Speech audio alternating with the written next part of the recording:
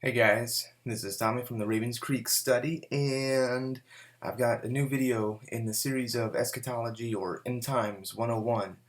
I want to give a little bit of an explanation for the next three segments, the next three video segments. I'm going to look at three different pieces of the puzzle in regards to nations, and we're going to be taking this up later, but the reason why I need to lay this down now is so that I don't have to do a whole lot of footwork later. I can just start talking about it. Um, so let me go ahead and start by kind of giving you a quick outline of what I'm doing in this segment. You can see Nations Babel to Babylon. Here's the title up here. So the first time you hear the word nations being used is in Genesis 10, Genesis 11, in regards to the Tower of Babel. Genesis 10 is called the Table of Nations. This is the three sons of Noah and their offspring. And all of their offspring became all of the nations. Now here's the thing. When we deal with nations, we're dealing with something that God does care about, but it's something that's so often not even considered. um, you can see my notes here for myself. When we first come into the faith, we're taught about God's heart for the people of the world. We're taught that God does not desire for anyone to perish. Now, this is not a wrong emphasis. I mean, it's true. God cares about individuals. What has kind of stunted me for a long time is that the emphasis is so heavy upon individuals that anything beyond just an individual level is suddenly kind of misunderstood, misconstrued. In fact, even to the point where when you think of like church, we often think of our buildings that we go to. We don't think of church on a global level. We don't think of church as the saints that are alive today or the saints of the past with today. We often just think of church as being maybe us and a handful of friends, or maybe it's the people who go to our building with us. We don't really think it through too deeply. And so we've got this really individualistic mindset where it's all about individuals and personal salvation and personal deliverance, and it's very rarely stemming beyond that. And that was something that really God had to start to work away from for me. The reason is because there is a purpose for individuals, but there's also a purpose for regions, cities, for nations. God has spoken about certain nations in the prophets that when you go to the book of Ezekiel from about chapter 17, 18, maybe it's chapter 22 or so. I don't remember. Well, you eventually come to the point where Ezekiel's not prophesying to Israel anymore. And it might actually, now that I'm thinking about it, be closer to chapter 23 or 24, and then it goes on to chapter 35. There's about 10 chapters or so in the book of Ezekiel where Ezekiel's no longer prophesying to Israel. Now he's prophesying in regarding to nations. You look in the book of Isaiah, it's the same thing. You hit about chapter 15 or 16, and you extend onward for a while, and it's talking about nations.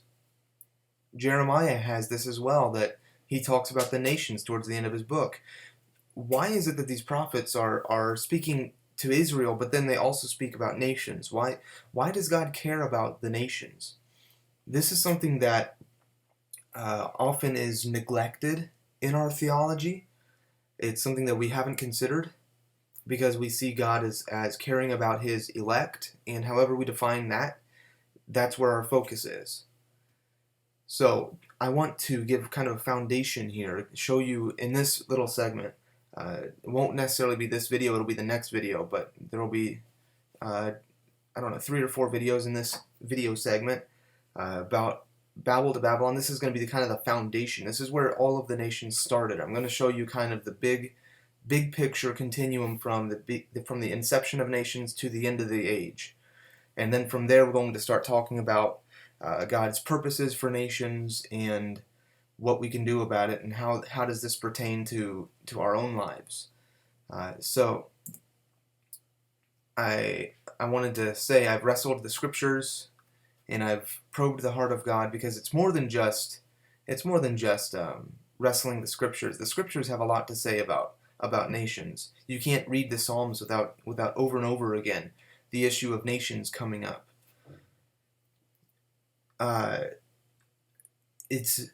And I want to stress that it's not simply about nations, because there is focus upon the individual, but it's both. Because this is so unfamiliar, I've decided to devote 3 whole segments to this one subject alone. Originally, this whole teaching was going to be a book. I had a manuscript written out for myself, and I didn't like the way some of it was portrayed. I didn't think that a book was the right medium, so I'm doing it here in video form. Essentially, what I want to do is I want to go through what was originally 3 chapters. That's going to be our 3 video segments. So, as I said, the first time the word nation comes, it's in regard to Noah and his sons. Out of Shem, Ham, and Japheth come the nations. This is Genesis 10. It's called the Table of Nations. We need to recognize both the nations and the patriarchs. When God speaks about a certain people, he often references the patriarch.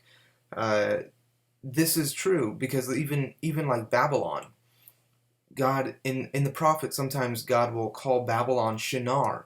Shinar is the plains where the Tower of Babel was built. Sometimes God references Edom. I have here an example of Obadiah 1, 9, and 10 here.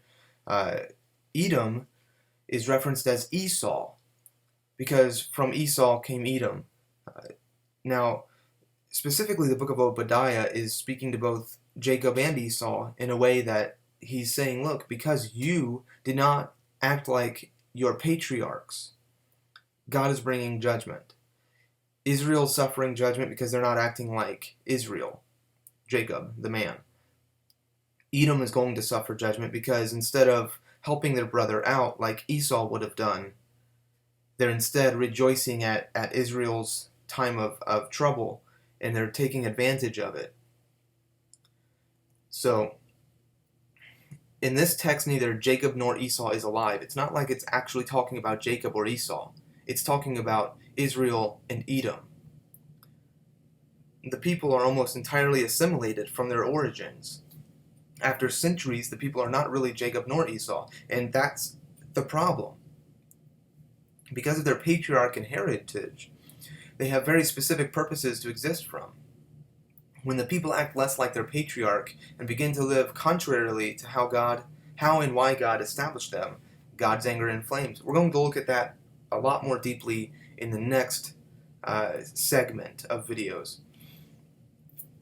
To one degree, Edom is going to be under judgment for their actions against the people of God. And this is true. This is true. That's the whole point. However, there's another degree which is equally legitimate, that Edom is going to be judged because they're not acting like Esau. Esau embraced his brother, and they wept upon one another's neck. Esau forgave Jacob. Yet, his descendants are finding reason for exploitation in regard to their brethren. So, to kind of sum up this, start to sum up this little segment here, let's go ahead and start looking at this piece. God holds accountable entire peoples and generations because of their lack of respect for their forefathers. There's a connection between that which has happened in the past and that which is now. There's an eternalness. There's my wife and I call this the eternal moment. The eternal moment is, really every moment is an eternal moment, but the eternal moment is the comprehension that what happens now affects all of history. The way that you act, interact, react as an individual and as a nation or as a people will affect the whole of history. There's an eternal moment in all things, so that when God sees this kind of action, I'm giving an example here from Matthew 23, that Jesus at one point calls the entire generation he spoke to, the same generation that killed Abel and Zechariah, that they weren't alive when Cain killed Abel, and they weren't alive when their forefathers killed Zechariah the prophet. So why is Jesus pointing to this generation and saying, you're going to be judged for that sin? It's because they're in the same continuum. They're in these people are acting just like their forefathers, the ones who were the sin, or their forefathers that brought forth wickedness. And the reality, the proof that's in the pudding here, the reality, the truth of that statement is shown in that Jesus is standing right in front of them, a prophet, even if they don't want to call him Messiah, a prophet, and yet they want to kill him. Can you understand? These are the people who say, well, if the prophets would have been alive in our day, we would have never killed them. And yet here's Jesus standing in front of them. You don't want to go with Jesus? John the Baptist. John the Baptist is standing right in front of them. He doesn't eat or drink. They call him demon-possessed. Jesus comes eating and drinking. They call him a drunkard, a glutton, and a friend of tax collectors and sinners. You know what I mean? So you've got these people, they're showing themselves to be exactly like their forefathers. They're a part of the same continuum that acted with that same wickedness that Cain killed Abel. And all the way through to the very end you have from this stem of Babylon. And Jesus even points out that it's going to be, that it's Jerusalem. Can a prophet die outside of Jerusalem? What a weird thing to ask. Of course, because Elisha was not in Jerusalem when he died. Jeremiah was not in Jerusalem when he died. So it's not about that the prophets were all killed in Jerusalem. There's something else that Jesus is pointing out. It's this mystery of Babylon and Jerusalem. Which one are we talking about? So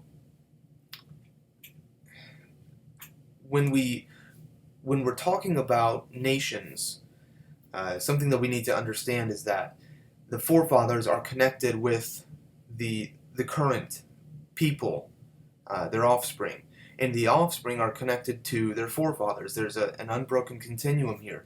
Either you're going to continue in the sins of your forefathers, or you're going to step out in the eternal moment and to say, we repent, this was wrong, we're not going to act that way. And you're going to stand before God, you're going to stand in the gap for your generation. Now, this brings up an interesting question. If this is true, well then what about we who are Gentiles that have been grafted into the Commonwealth of Israel? This is where you and I, as believers in Yeshua, believers in Jesus, we need to wrestle with what it means to be adopted. Because we're not specifically a part of our heritage. I mean, we are, but we're not. It's weird. It's like, so if you've never seen what it means to graft a tree, if you have a peach tree and you graft mandarin oranges into it, let's say you have a peach tree, you graft in oranges. The oranges are not really. The oranges are not peaches. I mean, this is obvious, right? So you have the tree, Israel, that God has been cultivating. And he cuts off a bulk majority of the branches so that he can then take you that came off of an orange tree and put you into where he cut off those branches. So you're no longer a part of the orange tree. You've been taken off of the orange tree. Even though you're producing oranges, you've been taken off of the orange tree, and now you're put onto this peach tree. Now, when you suck from the roots of this peach tree, you're going to get some of the nutrients and some of the flavors, some of the things that are specific to peaches, and that's going to affect the fruit that you bear. You're still going to be bearing an orange. You're not going to start bearing peaches, but the oranges that you're going to be bearing are going to be different than if you were to in your original tree. It's going to have a peach flavor. It's going to have properties of peach in it that are not natural to an orange. So we need to wrestle with what it means to be adopted, with what it means to be grafted in to their roots. We have been taken off of the wild olive tree and grafted into their cultivated olive tree. We need to understand that when there's a grafting that happens, there's an exchange. That while we still are Gentiles and we still have our Irish or German or whatever heritage, we still are going to be bearing a fruit that is going to represent that what it means to be Israel, what it means to be Davidic, what it means to be Abrahamic. So Abram was told, "Get thee out." God told Abraham, "Leave your father's home, leave your country, and leave your kindred, your people." That same call is given to we who claim the same faith of Abraham.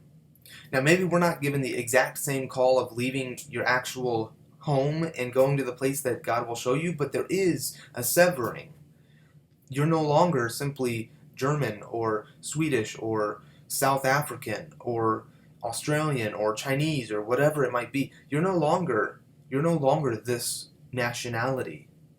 Your people are now his people. Just like Ruth, your people shall be my people, your God shall be my God. This is what God was interested in, is that he would have a people for himself that would have been called out of all nations to become his nation. So you're no longer, even if you live in America, even if you live in Canada or Mexico or wherever it might be, even though that you're living there, you are not specifically and inherently that culture, that nativity. Your culture is dictated by heaven. Your nativity is dictated by what it means to be God's people. Now, even the Jewish people don't have this reality in their midst. This is something that they've been called to, but they don't have in full effect in their midst. There's somehow an elect who resemble heaven and God, and then a people outside of the election that must come up to Jerusalem and Zion, where the people of God are, to find healing and salvation. Now, that's a jump. Let me try to bridge the gap here. So you have these people who are representing heaven, they're ambassadors. These are the elect. God has elected the nation Israel. And so those who have been grafted in are part of that election. At the end of the age, after Jesus returns, we're in the millennial kingdom, we're in the 1,000-year reign of Jesus. God has established that at that time, nations will have to come up to Israel in order to find healing and salvation. You want sources, we're going to get into this later, but if you want sources, you can start with Isaiah chapter 2, Micah chapter 4, Zechariah chapter 8, specifically from about verse 18 and onward. 20 through 23 is really key. Also, Zechariah 14. You have the whole chapter of Zechariah 14 being about this last days when the nations gather against Jerusalem. And then God comes in vindication and destroys the army, which I personally believe to be the Antichrist army. And after that, you have nations coming up to Jerusalem to celebrate the Feast of Tabernacles. That's verse 16. So you have these people who are somehow outside of the election. They're not a part of Israel. They're pagan nations. And yet God is having them come up to the elect people, to Jerusalem, to find healing and salvation. Now, it's not that they find their healing and salvation in the elect people.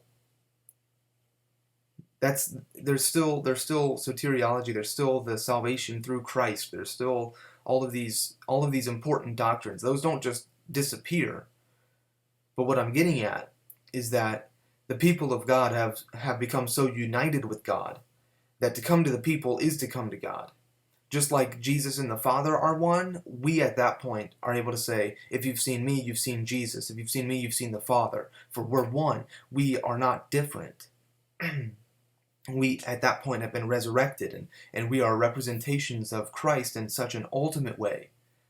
There's such a union that to cleave unto the people of God is to cleave unto Christ. I think that's all I need to get into on that. So for an example text, I already mentioned Micah 4 and Isaiah 2 and Zechariah 8 and 14. Here's another example. Daniel chapter 7, verse 12. It reads, "The other beasts had been stripped of their authority, but were allowed to live for a period of time." So to explain what's happening here, the beasts in Daniel chapter 7 are 4 different kingdoms that each represent the kingdom of darkness. There's a little horn that comes on to the 4th beast. 4th beast has 10 horns, and then a little horn grows on one of the horns. That little horn is the Antichrist figure. The little horn is thrown into the lake of fire when the Son of Man comes on the clouds. If you don't believe me, read Daniel chapter 7. It's all right there. This little horn is thrown into the lake of fire when Jesus comes on the clouds, just like Revelation 19 is speaking. With the Son of Man coming on the clouds, it says that the other beasts had been stripped of their authority. So these other 4 beasts that were all manifestations of the kingdom of darkness are somehow allowed to live for a period of time. They're allowed to remain. These are nations, specific nations. Babylon, Medo-Persia, Greece, and Rome. They're specific nations. Now, the 4th kingdom, maybe I shouldn't say it's Rome. The 4th kingdom is debated, and we're going to get into that later. But for now, that's what I think. There are 4 kingdoms that are being represented here, and somehow they're going to have a place at the end of the age after the return of Jesus. Well, how can that possibly be? Because the Antichrist kingdom is destroyed, and if the Antichrist kingdom is destroyed, all of the other kingdoms of the earth had paid homage and allegiance to them. So there's some. I want to point out there's something happening here. There's something that we need to understand that goes beyond the dynamic of nations are just simply clusters of people with the same nationality. Or nations are just government subsidized blocks of property. Anyway, I'm gonna stop there for this video. Not too long of a video today. Next time we're going to start looking at the inception of nations. We're going to look at the Tower of Babel incident, and from there we're going to move forward to looking at the Antichrist kingdom and the way that it ties back with Babel, and it should be a good time. Stay tuned. Thanks for listening. Grace and peace to you in Christ.